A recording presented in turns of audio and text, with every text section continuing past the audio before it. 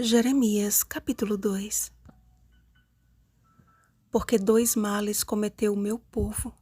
A mim me deixaram o manancial de águas vivas e cavaram cisternas rotas que não retêm as águas. Versículo 13. Perante uma geração corrompida pela idolatria e decadência moral, Jeremias declarou as palavras do Senhor. Deus relembrou o seu povo do primeiro amor e quando a ele era consagrado. Apesar das dificuldades do deserto, foi naquela peregrinação que Israel aprendeu as maiores lições espirituais que o introduziu numa terra fértil e o tornou o povo cujo procedimento era um testemunho do poder de Deus perante as demais nações. Porém, ao entrarem na terra prometida e começarem a desfrutar das maravilhas daquele lugar, trocaram a sua glória por aquilo que é de nenhum proveito, de forma que nem os líderes espirituais conheciam mais o Senhor. Estavam em completa apostasia. Uma das maiores dificuldades do homem é compreender acerca do castigo divino e acabamos por interpretá-lo de forma equivocada. Não podemos comparar o castigo ou a vingança humana à disciplina de Deus. O Senhor não aplica a sua disciplina como retribuição por nossa teimosia, mas como uma espécie de apelação, concedendo ao indisciplinado a chance de cair em si e voltar-se para ele. Eram nos momentos de maior angústia que Israel tornava para Deus: levanta-te e livra-nos. E eram nos momentos de tranquilidade que lhe viravam as costas para adorar a um pedaço de madeira ou de pedra. A maior tristeza para o coração de Deus é quando o seu povo o ignora. Você já passou por isso? Já chegou em algum lugar e foi completamente ignorado? Eu já, e é horrível. Imagine então ser ignorado todos os dias por aqueles que mais ama. Foi isso que aconteceu com o Senhor. O meu povo se esqueceu de mim por dias sem conta. A missão do profeta era a de dizer aos habitantes de Jerusalém que Deus estava disposto a perdoá-los e aceitá-los de volta. O povo trocou a adoração ao verdadeiro Deus para confiar nos povos vizinhos e em seus ídolos de paus e pedras, tornando a herança do Senhor em abominação. Mas Deus provaria que só Ele é poderoso para salvar.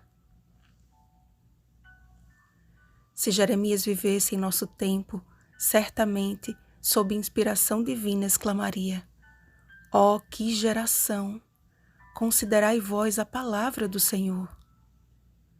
Outro dia cheguei em casa e ouvi uma música cristã vindo do salão de festas. Mas ao passar pela frente em caminho do elevador, pude ver uma espécie de culto em meio a mesas repletas de garrafas com bebidas alcoólicas. Daí percebo porque uma das maiores preocupações do Senhor ao instituir as suas leis e os seus estatutos foi de deixar bem claro ao seu povo que existe sim diferença entre o santo e o profano e entre o imundo e o limpo. Levítico capítulo 10, versículo 10. Que somente mediante um relacionamento íntimo com o Senhor, através da sua palavra, não andaremos zigue-zagueando pelo caminho, mas pela graça de Deus, os nossos pés estarão sempre calçados com a preparação do Evangelho da Paz. Efésios capítulo 6, versículo 15. Se temos a Bíblia como a nossa regra de fé e prática, que mudar leviano é esse dos teus caminhos? Israel pecava contra Deus e ainda dizia: não pequei. Ignorar o pecado não o torna inexistente, o torna imperdoável, porque sem confissão e arrependimento, como haver perdão e restauração? Israel confiava em suas próprias obras para justificar-se, porém, por mais que se lavasse com o produto de limpeza mais eficiente da época, continuaria maculado por sua iniquidade. porque assim diz o Senhor.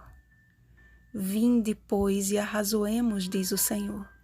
Ainda que os vossos pecados sejam como a escarlata, eles se tornarão brancos como a neve. Ainda que sejam vermelhos como o carmesim, se tornarão como a lã. Isaías capítulo 1, versículo 18. Não fosse a bondade de Deus que nos conduz ao arrependimento, Romanos capítulo 2, versículo 4, e estaríamos todos perdidos para sempre, porque todos vós transgredistes contra mim, diz o Senhor. Necessitamos desesperadamente da maravilhosa graça de Jesus. A cada dia, suas misericórdias são renovadas e uma nova oportunidade é concedida a todo ser que respira de louvar o nome do Senhor. Salmo 150, versículo 6. Deus não envia seus mensageiros para aborrecer seus filhos, mas para conduzi-los de volta ao caminho eterno. Salmo 139, versículo 24. Nem tampouco permite as provações para nos destruir, mas para nos salvar.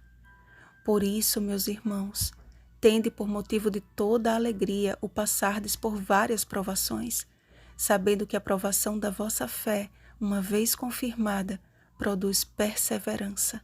Tiago capítulo 1, versículos 2 e 3.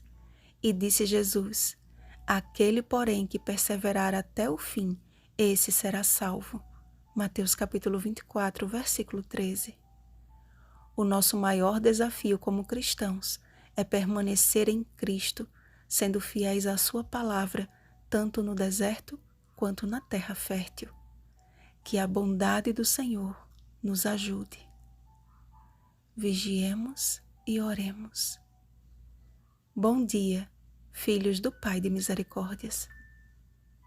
Rosana Garcia Barros.